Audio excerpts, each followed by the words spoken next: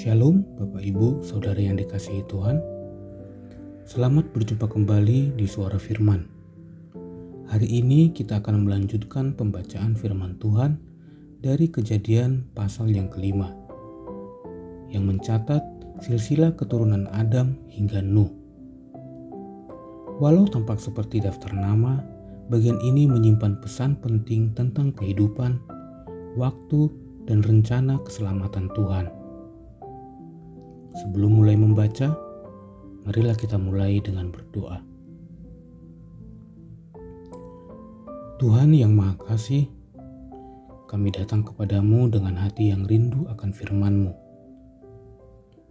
Bimbing kami agar dapat memahami pesan rohani dari setiap bagian kitab suci ini, termasuk silsilah yang akan kami baca hari ini. Tolong kami untuk melihat bahwa Engkau adalah Allah yang selalu setia dari generasi ke generasi. Dalam nama Tuhan Yesus kami berdoa. Amin.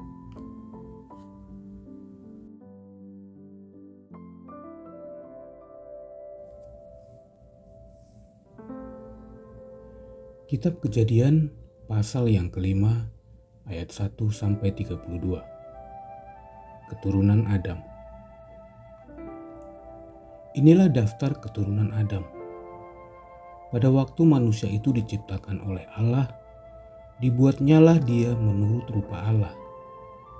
Laki-laki dan perempuan diciptakannya mereka. Ia memberkati mereka dan memberikan nama manusia kepada mereka. Pada waktu mereka diciptakan.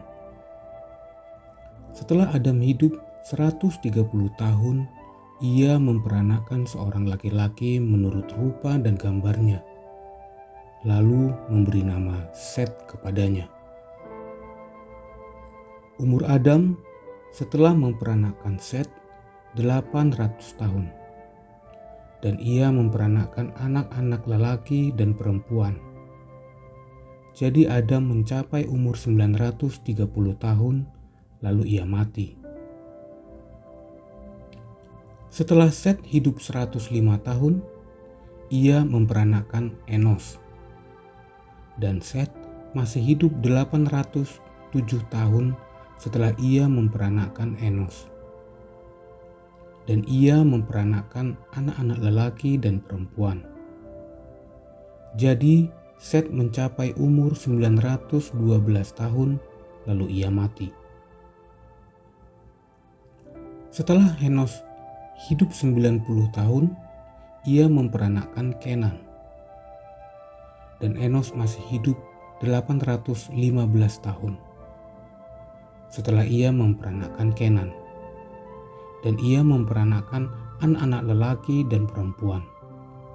Jadi Enos mencapai umur 905 tahun, lalu ia mati. Setelah Kenan hidup 70 tahun, ia memperanakkan Mahalalel. Dan Kenan masih hidup 840 tahun setelah ia memperanakkan Mahalalel. Dan ia memperanakkan anak-anak lelaki dan perempuan. Jadi Kenan mencapai umur 910 tahun, lalu ia mati. Setelah Mahalalel hidup 65 tahun, ia memperanakkan Yared. Dan Mahalalel masih hidup 830 tahun setelah ia memperanakkan Yared. Dan ia memperanakkan anak-anak lelaki dan perempuan. Jadi Mahalalel mencapai umur 895 tahun, lalu ia mati. Setelah Yared hidup 162 tahun, ia memperanakkan Henok. Dan Yared masih hidup 800 tahun setelah ia memperanakkan Henok. Dan ia memperanakkan anak-anak lelaki dan perempuan. Jadi Yared mencapai umur 962 tahun, lalu ia mati. Setelah Henok hidup 65 tahun, ia memperanakkan Metusalah. dan Henok hidup bergaul dengan Allah selama 300 tahun lagi. Setelah ia memperanakkan Metusalah, dan ia memperanakkan anak-anak lelaki dan perempuan. Jadi Henok mencapai umur 365 tahun, dan Henok hidup bergaul dengan Allah, lalu ia tidak ada lagi sebab ia telah diangkat oleh Allah. Setelah Metusalah hidup 187 tahun, ia memperanakkan Lamek. Dan Metusalah masih hidup 782 tahun setelah ia memperanakkan Lamek, dan ia memperanakkan anak-anak lelaki dan perempuan. Jadi Metusalah mencapai umur 969 tahun, lalu ia mati. Setelah Lamek hidup 182 tahun, ia memperanakkan seorang anak laki-laki dan memberi nama Nuh kepadanya. Katanya, anak ini akan memberi kepada kita penghiburan dalam pekerjaan kita yang penuh susah payah di tanah yang telah terkutuk oleh Tuhan. Dan Lamek masih hidup 595 tahun setelah ia memperanakkan Nuh. Dan ia memperanakkan anak-anak lelaki dan perempuan. Jadi Lamek mencapai umur 777 tahun, lalu ia mati. Setelah Nuh berumur 500 tahun, ia memperanakkan Sem, Ham, dan Yafet. Demikianlah firman Tuhan. Amin.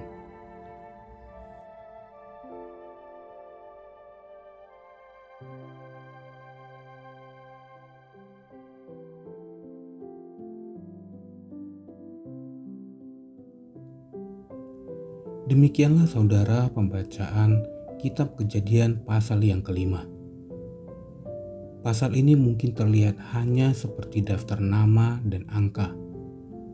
Namun kita bisa melihat bahwa Tuhan memperhatikan setiap generasi. Rencana Allah terus berjalan dari generasi ke generasi. Dan ada beberapa pelajaran berharga di sini. Yang pertama adalah Allah setia pada janjinya. Meski Adam dan Hawa jatuh ke dalam dosa, Allah tetap memelihara keturunan mereka. Yang kedua adalah hidup untuk tujuan ilahi. Tokoh seperti Henok pada ayat 24 yang disebutkan hidup bergaul dan berkenan pada Allah dan diangkat tanpa mengalami kematian. Dan yang ketiga, persiapan untuk Nuh. Pasal ini mengarah pada kelahiran Nuh yang akan menjadi penyelamat umat manusia yang membawa harapan baru bagi dunia yang rusak. Marilah kita berdoa. Tuhan, kami bersyukur karena Engkau adalah Allah yang setia dari generasi ke generasi. Ajari kami untuk hidup seperti Henok, berjalan bersamamu setiap hari. Kiranya hidup kami tidak hanya panjang, tetapi juga berarti di hadapan-Mu. Terima kasih ya Tuhan, dalam nama Yesus Kristus kami berdoa. Amin. Terima kasih saudara telah membaca firman Tuhan bersama kami. Jangan lupa untuk subscribe dan juga aktifkan notifikasi untuk mengikuti bacaan selanjutnya. Sampai jumpa di Kejadian pasal yang ke-6. Tuhan Yesus memberkati.